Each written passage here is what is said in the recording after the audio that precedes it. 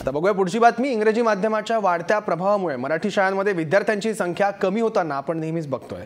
मात्र इंदापूर तालुक्यातील सणसर या गावातील मराठी शाळेचं चित्र काहीसं वेगळं आहे। या शाळेत मुलांना ई-लर्निंगच्या माध्यमातून आधुनिक शिक्षण दिले जात आहे। मुलांना फळ्यावर न शिकवता प्रोजेक्टरच्या माध्यमातून शिकवलं जात आहे। त्यामुळे या मराठी शाळेत शिक्षणाच्या गुणवत्तेसोबतच विद्यार्थ्यांच्या संख्येत देखील वाढ होताना दिसते आहे।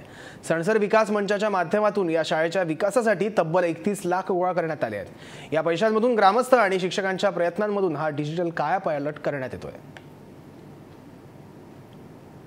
काही वर्षांमध्ये गावागावामध्ये इंग्रजी माध्यमांच्या शाळा झाल्या आणि या इंग्रजी माध्यमांच्या शाळा झाल्यापासून जिल्हा परिषदेच्या शाळांकडे पालकांनी पाठ फिरवली।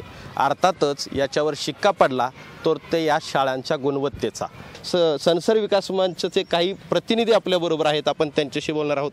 काय तुम्ही नेमकं शाळेच्या या विकासासाठी आपण काय धोरण आखलेलं आहे?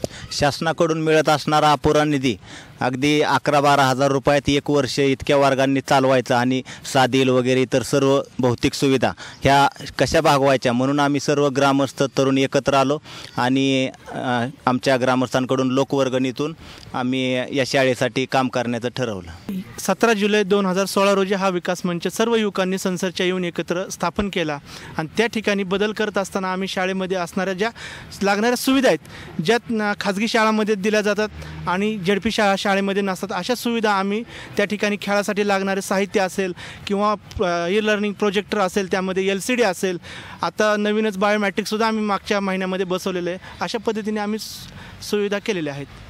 काही महिला पालक देखील आपल्याबरोबर आहेत। तुम्ही काय सांगणार आहात?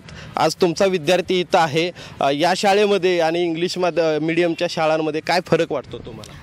माझी मुलगी आता म्हणजे गेल्या वर्षीपर्यंत इंग्लिश मीडियमला होती आणि ह्या वर्षी मी या शाळेची गुणवत्ता पाहून माझ्या मुलीला इथं घातलं या शाळेमध्ये।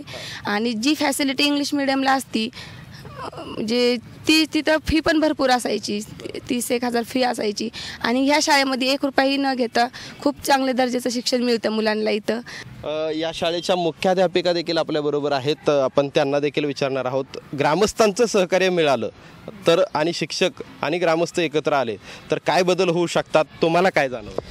ग्रामस्थ आणि शिक्षक एकत्र जर आले तर अगदी शाळेचा कायापालट करता येतो। मला गुणवत्तेमध्ये ज्या काही फॅसिलिटीज सणसर विकास मंचानं गावानं उपलब्ध करून दिलेल्या आहेत त्या सगळ्या आम्ही अद्ययावत ठेवतो, विद्यार्थ्यांपर्यंत त्या पोहोचवतो। इंदापूरहून मच्छिंद्र टिंगरे, महाराष्ट्र वन।